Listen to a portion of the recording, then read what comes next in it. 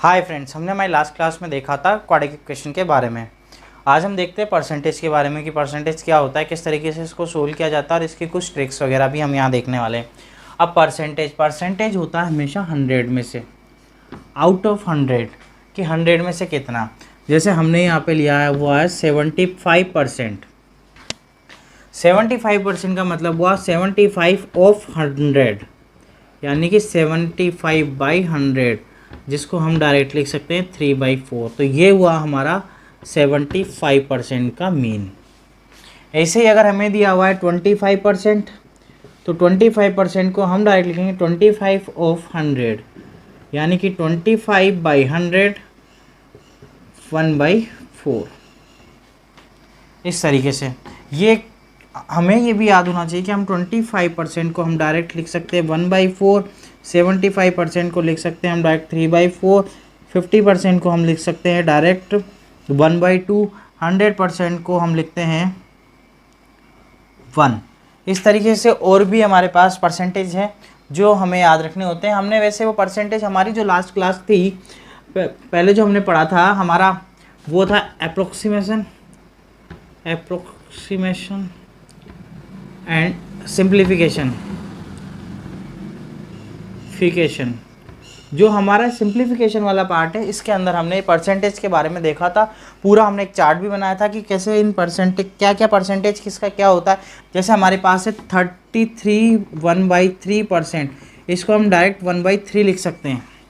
वो कैसे हुआ? अब 33 1/3% को हमने 1/3 लिखा, तो 3 × 33 99 + 1 100/3, और हम परसेंटेज लगा हुआ है इसको 1/100 लिखेंगे, तो 100 से 100 कैंसिल आउट, तो 1/3 हो गया। इस तरीके से हम इनको लिखते हैं। हम आज भी वो चार्ट देख लेते हैं एक बार, ताकि उससे आपको ध्यान रहे। हमने यहाँ पे कुछ परसेंटेज लिए हुए हैं, 1/2 का 50%, 1/3 का 33 1/3। अब हमें लिया हुआ है 1/3 का होता है 33 1/3%। ओके, अब हमें यहाँ दिया हुआ है 2/3। अब 2/3 करने के लिए हम यहाँ पे 2 से भी इंटू कर सकते हैं ऑब्वियसली, और 1/3 है तो हमें 200/3 इंटू 1/100, तो ये हो गया, तो 2/3 यही हुआ ना। इसका मतलब कि हमें जो इसका मिला हमें 33 1/3। 33 1/3 कैसे मिला? 100/3 से। तो हमें यहाँ पे मिलेगा 200/3, तो 2 × 100/3 लिख सकते हैं। अब 100/3 का 33 1/3 आया था, आगे इंटू 2 है, तो 66 2/3 आ जाएगा इसका आंसर। इस तरीके से हम इनको सोल्व करते हैं। 2/3 का 66 2/3%, 1/4 का 25%, 3/4 का 75%, 1/5 का 20%, 2/5 का 40%, 3/5 का 60%, 4/5 का 80%, 1/6 का 16, 2/3%, 5/6 का, अब इस 5/6 का 83, 1/3%, 2/7 का, अब 1/7 है हमारे पास, ये लिखा हुआ हमारे पास 1/7। अब 1/7 में अगर हम 2/7 का निकालना है हमें, 2/7 का, तो 1/7 का होता है 14 2/7, तो इंटू 2 करके आ जाएगा। अब 3 वाला निकालना है तो उसको 3 करके, जो ये वाला है इसको हम 3 से इंटू कर देंगे, तो 3 वाला वैल्यू निकल जाएगी। इस तरीके से हम इनको सोल्व करते हैं। तो ये हमें अगर एक बार याद रहेंगे तो हम इससे क्वेश्चन आसानी से सोल्व कर सकते हैं, और क्वेश्चन हमारा जल्दी भी हो जाएगा। अब हमने यहाँ पे परसेंटेज के क्वेश्चंस लिए हुए हैं, अब इन्हें सोल्व करते हैं। अब यहाँ दिया हुआ इफ़ 25% ऑफ x का 25% y का 15% के बराबर है, तो हमें x एंड y में रेशो पता करना है। तो हमें x एंड y के अंदर रेशो पता करना है इस वाले क्वेश्चन में। तो हम इस क्वेश्चन को सोल्व करने के लिए लिखते हैं। हमें पता है हम 25 को डायरेक्ट भी लिख सकते हैं। 25 को हम डायरेक्ट लिख सकते हैं 1/4 इंटू x। 25/100 होगा, तो इसको हम कैंसिल आउट करेंगे तो 1/4 हो जाएगा हमारा डायरेक्ट। तो हमने 25% को लिख दिया हमने डायरेक्ट 1/4। अब 15% को अगर हम क्रॉस आउट करते हैं तो 15/100, तो हम लिख सकते हैं इसको 3/20, तो ये हो जाएगा हमारे पास 3/20। तो हम इसको 3/20 नहीं करके डायरेक्ट 15/100 ही रहने देते हैं इंटू y। ये कैंसिल आउट हो रहा है डायरेक्ट 25 बार, इसको यहाँ से कर देंगे तो सिंपल भी हो जाएगा। अब हमसे पूछा है x/y, तो 3/5 क्योंकि जब हम इसको सोल्व करते हैं तो x इक्वल टू 3/5y आता है। जब हमारा 3/5y आएगा तो हम y को इधर लेके आएंगे तो ये बचेगा अपने पास 3/5। हम इसको जब रेशो में लिखेंगे तो x ratio y equal to 3/5। अब ऐसे हमारा सेकंड क्वेश्चन है x% ऑफ 4.260 इक्वल टू 2.13। तो हमें x की वैल्यू निकालनी है, तो x/100 इंटू 4.260 इक्वल टू 2.13 ये है। अब हमें पता है कि इस वाली वैल्यू को हम अगर 4.26 इंटू 10 लिखते हैं तो भी ये हमारा सही होता है, इक्वल टू 2.13। अब 2.13 से 4.26 कटता है हमारा 2 टाइम्स, तो हमारे पास x की वैल्यू यहाँ से कट गई, इससे ये कट गया 5, तो x की वैल्यू आएगी हमारे पास 5। अगर हमें इतना भी नहीं तो हम इस वाले जो हमारा है इस वाले को हम हटा देते हैं, ये वाला नहीं करते क्योंकि वो हमारा थोड़ा लेंदी थोड़ा ज़्यादा हो जाता है, इसलिए हम एक ही जो स्टेप है उसमें इस क्वेश्चन को सोल्व करने की कोशिश करते हैं। 2.13 हम इसको डायरेक्ट कैंसिल आउट करते हैं 20 टाइम्स, डायरेक्ट ही हमारा इससे 20 टाइम जाएगा, क्योंकि हमने देखा था अभी इसको नीचे मैंने वही करके दिखाया था 4.26 इंटू 10 लिखा था तो 2.13, इससे ये 2 टाइम जा रहा है तो हमारे पास 20 मिल गया। तो ये हमारे पास यहाँ पे हम डायरेक्ट इसको ही लिख देते हैं 20। अब 20 से जाएगा 5 टाइम तो x इक्वल टू आ जाएगी हमारी 5, तो हमारी इससे x की वैल्यू आएगी 5। If x is 6 time of y then y is less than x is in percentages, यानी कि हमें x रेशो y निकालना है और y यहाँ पे छोटा भी है। अब ये बोल रहा है x equal to 6 time of y, तो यहाँ से हमारे पास डायरेक्ट आ गया x y इक्वल टू या x ratio y equal to 6:1। ये डायरेक्ट हमारा क्वेश्चन सोल्व हो गया। इस तरीके से हमें इतना कुछ भी करने की ज़रूरत नहीं, हमें पता है x 6 टाइम y का है तो x रेशो y 6:1 में हो जाएगा। सेकंड क्वेश्चन दिया if 20% of a equal to b then b percentage of 20 is, तो ये हमें ऑप्शन दिया हुआ है कि हमारे पास लिखा हुआ है यहाँ पे कि 20% ऑफ a, 20% का मतलब होता है 1/5 into A equal to B. यहाँ से हमें b की वैल्यू दी हुई है 1/5a। अब यहाँ पे दिया हुआ b% ऑफ 20 इज़, तो हम इस 20 को कन्वर्ट कर लेते हैं, तो हमें यहाँ दिया हुआ 1/5 इंटू बी, जो 1/5 इंटू बी होगा ये हमारा किसके इक्वल होगा, ये बोला हुआ है ये वाला क्वेश्चन। तो हम यहाँ पे देखते हैं कि जो हमारे पास b वाली जो वैल्यू है हम उस b वाली वैल्यू को यहाँ पे हम पुट अप कर देते हैं। जब हम b वाली वैल्यू को यहाँ पे हम पुट अप करते हैं, नहीं यहाँ पे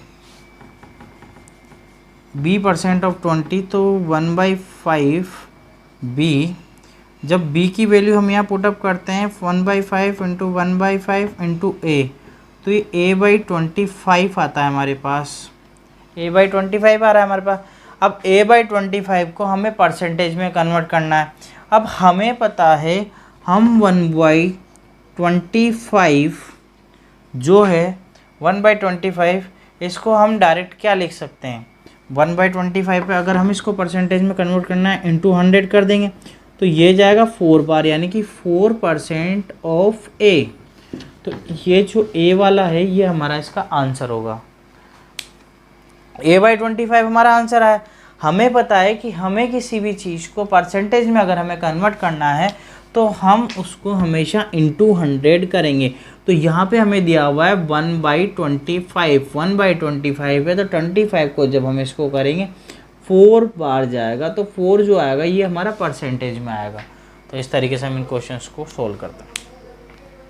अब हमें यहाँ पे क्वेश्चन दिया हुआ है fresh fruit contains 68% of water and dry fruits contains 20% of water, how much dry fruits can be obtain from 100 kg of fresh fruits. यहाँ पे दिया हुआ है 68%, अगर उसमें वाटर है तो हमारे पास जो रिमेन हुआ वो हुआ 32%। फर्स्ट वाले में से जो है हमारे पास फ्रेश, और जो हमारे पास सेकंड है ड्राई, उसमें 20%। तो देन जो हमारे पास रिमेन बचा वो है 80%। ओके, अब हमें यहाँ पे 32% जो दिया हुआ है वो दिया हुआ है हमें 100 में से। तो हमें पता है 32/100 इंटू टोटल उसकी वैल्यू दी हुई है यहाँ पे 100 kg ऑफ फ्रेश फ्रूट्स। जो फ्रेश फ्रूट्स है उसमें जो टोटल हमें मिला है वो 100 kg का मिला है। तो 32/100 इंटू 100, और हमें जो ड्राई फ्रूट्स है उसमें से निकालना है, तो इसका 80/100 उस वैल्यू को हम x मान लेते हैं। हमें मतलब x की वैल्यू निकालनी है ड्राई फ्रूट्स में से। तो हम यहाँ पे देखते हैं, कैंसिल आउट करके देख लेते हैं। 100 to 100 कैंसिल आउट, 0 से 0 गया, 8 to 4, तो यानी कि हमारे पास जो x की वैल्यू आएगी वो 40 kg। तो बस हमें कुछ नहीं, यहाँ पे फ्रेश फ्रूट्स का 68% यहाँ पे हमें वाटर में दिया हुआ है, तो रिमेनिंग जो रहा हमारे पास 32% रहा, और ड्राई फ्रूट्स में से हमारे पास 20% रहा, तो हमारे पास रिमेनिंग 80% रही है। अब 80%, अब हमें जो ड्राई फ्रूट्स वो फ्रेश फ्रूट्स दिया हुआ था उसका कुल वॉल्यूम दिया हुआ था हमें यहाँ पे, जो उसका था वो 100 kg दिया हुआ था। अब 100 kg था हमारा 32, तो 32 इंटू 32% में, 32/100 इंटू 100, 100 तो 100 से 100 कैंसिल आउट, वहाँ पे 80/100, तो हमें टोटल जो ड्राई फ्रूट्स का था उसकी वॉल्यूम चाहिए, उसकी वैल्यू चाहिए थी। तो हमारे उसकी जो आ गई वो हमारे पास मिला 40 kg के पास। क्या हुआ, the value of a machine depreciates at the rate of 10% every year.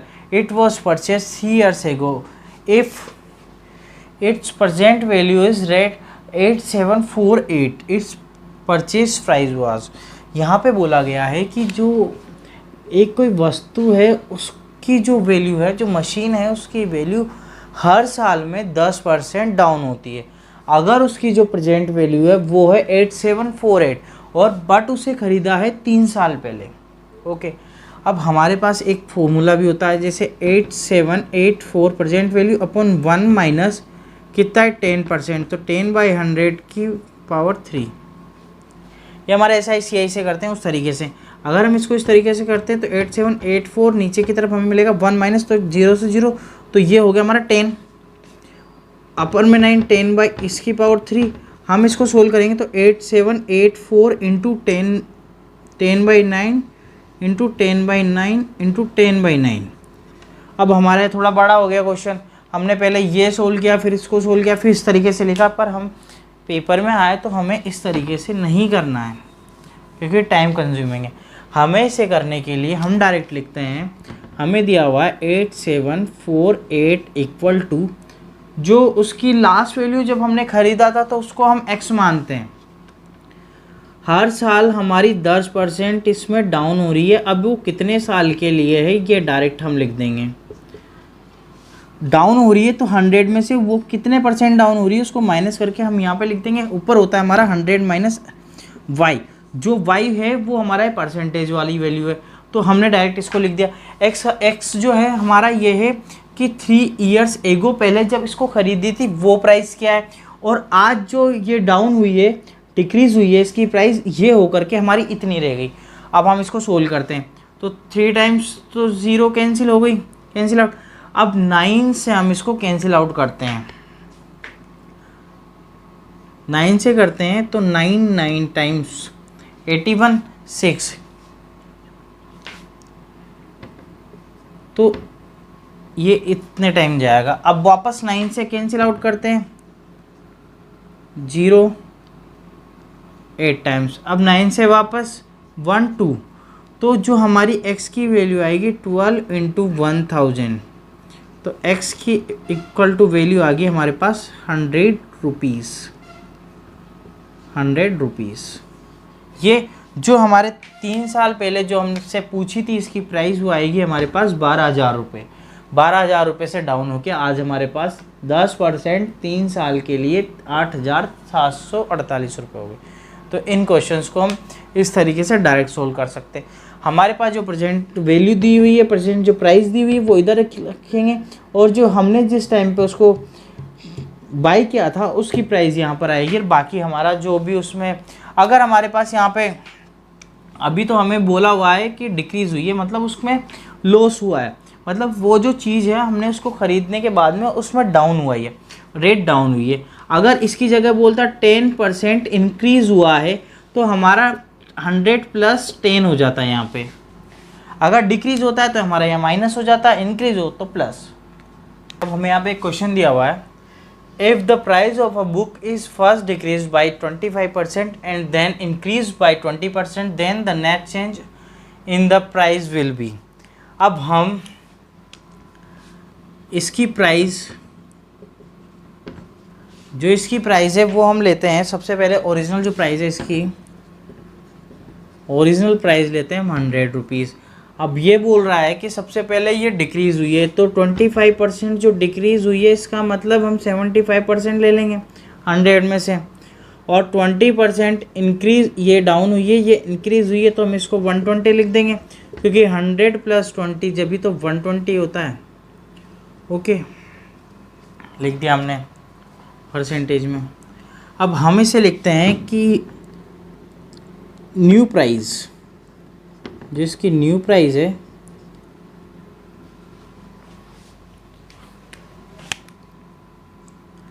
इसकी न्यू प्राइस आएगी हमारे 120% ऑफ 75% ऑफ 100। ये हमारी इसकी न्यू प्राइस है, क्योंकि 75% तो हमारा वैल्यू जब डिक्रीज़ हो रहा है 25%, तो हमारी वैल्यू आ रही है 75%, और जब वो बुक है उसकी वैल्यू हमारी 2% 20% इंक्रीज़ हो रही है तो 120 आ रही है, तो हमने इसको डायरेक्ट इस तरीके से लिख दिया। अब हम इस क्वेश्चन को सोल्व करते हैं, तो 120/100 इंटू, हम 75% को डायरेक्ट 3/4 लिख देंगे, इंटू 100। 100 to 100 कैंसिल आउट, ये जाएगा हमारा 30 टाइम्स, इक्वल टू आ गया हमारे पास 90।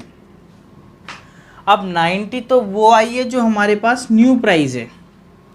ओके, अब हमें वो पूछ रहा है the net change in the price will be, तो हमारे पास जो चेंजेस वाली जो वैल्यू आएगी वो हमें डिफरेंस में चाहिए, तो 100 - 90/100 इंटू 100 परसेंटेज डिफरेंस निकाल रहे हैं, तो हमें मिलेगा 10/100 इंटू 100, तो ये आएगी हमारे पास नेट वर्थ वैल्यू 10%। तो हमारी जो नेट चेंज की जो प्राइस आएगी वो 10% आएगी, और वो जो 10% है हमारे, वो भी हमारे वो आएगी हमें डाउन में,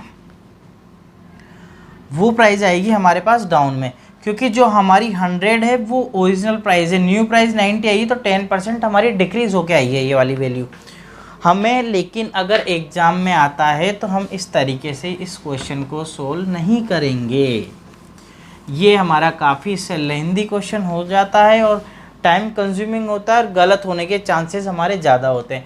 हमें इस क्वेश्चन को सोल्व करने के लिए x + y + x + x into y/100 इस वाले फॉर्मूले का यूज़ करना होगा, जहाँ पे हमारे क्वेश्चन में लिखा हो कि एक बार 25% डिक्रीज़, एक बार 20% हमारे पास इंक्रीज़ हो रहा है, एक बार डिक्रीज़ एक बार इंक्रीज़, और यहाँ पे दोनों अगर इंक्रीज़ भी होते तो भी हमारा फॉर्मूला यूज़ हो जाता, दोनों डिक्रीज़ होते तब भी हो जाता। अगर हमारे पास इंक्रीज़ होता है तो हम उसको प्लस करेंगे, अगर डिक्रीज़ होता है तो हम उस वैल्यू को हम लेंगे नेगेटिव में। तो हम इस क्वेश्चन को सोल्व करते हैं। हमारे पास यहाँ से x की वैल्यू जो आ रही है, हम यहाँ से हमारी x की वैल्यू लेंगे 25 जो आएगी हमारी माइनस में, y की वैल्यू लेंगे हम 20 जो आएगी हमारे प्लस में, क्योंकि ये वाली हो रही है हमारी डिक्रीज़, ये वाली हो रही है हमारी इंक्रीज़। हम जो फॉर्मूलाज में पुटअप करेंगे तो -25 + 20 प्लस -25 इंटू 20/100। अब 25 से 4 टाइम्स, 4 से 5 टाइम्स, यहाँ पे बचा हमारे पास -5, यहाँ पे भी -5, इक्वल टू -10 आया। अब -10 का मतलब ये हुआ कि जो हमारी प्राइस थी उसमें 10% की 10% डिक्रीज़ हुआ, उसमें डिक्रीमेंट हुआ 10% का। तो इस क्वेश्चन को हम अगर इस तरीके से करेंगे तो ये क्वेश्चन हमारा जल्दी और इजीली तरीके से सोल्व हो जाता है। मैं यहाँ पे एक और न्यू पैटर्न का क्वेश्चन दिया हुआ, student has to obtain 33% of the total marks. Student ने 33% टोटल मार्क्स अर्न करने हैं पासिंग के लिए। 33% मार्क्स आएंगे तब वो पास होगा। अब कितने में से? 100 में से, यानी कि 100 में से 33 मार्क्स लाने हैं। ओके, ही गोट 25% मार्क्स, उसने 125 मार्क्स करे हैं और वो फेल हो जाता है, फेल हो जाता है। 125 मार्क्स फेल हो जाता है, तो बोल रहा है आगे कि फेल बाय 40 मार्क्स, यानी कि 40 नंबर से वो फेल हो जाता है। तो इसका मतलब 125 प्लस 40 अगर ये मार्क्स होते हैं उसके, क्योंकि 125 तो उसने अर्न किया हुआ है मार्क्स जो उसे मिले हैं, ऑब्टेन किया है, और 40% जिससे वो फेल हुआ है उसका डिफरेंस। तो 125 प्लस 40 ये इक्वल टू मिलके बनाते हैं 33%। यहाँ लिखा हुआ 33% मार्क्स चाहिए हमें, उससे पासिंग मार्क्स चाहिए 33 पास होने के लिए। 33% उसने किए हैं, उसे ऑब्टेन हुए हैं 125 मार्क्स, और वो 40% मार्क्स से फेल हो जाता है। तो इसका मतलब 125 में अगर तो 40 मार्क्स ऐड करेंगे तो 33% के बराबर हो जाएगा, जब जाके वो पास हो जाएगा।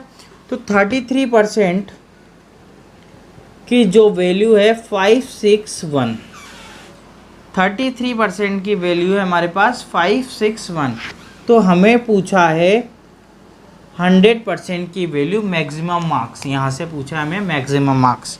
तो हमें मैक्सिमम मार्क्स मिलेगा 165/33 × 100। अब 33 से हम इसे डायरेक्ट कैंसिल आउट कर सकते हैं 5 टाइम्स, तो जो हमारी वैल्यू आएगी वो 500 मार्क्स।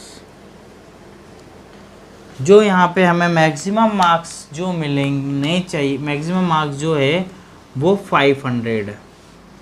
इस तरीके से हम इन क्वेश्चंस को सोल्व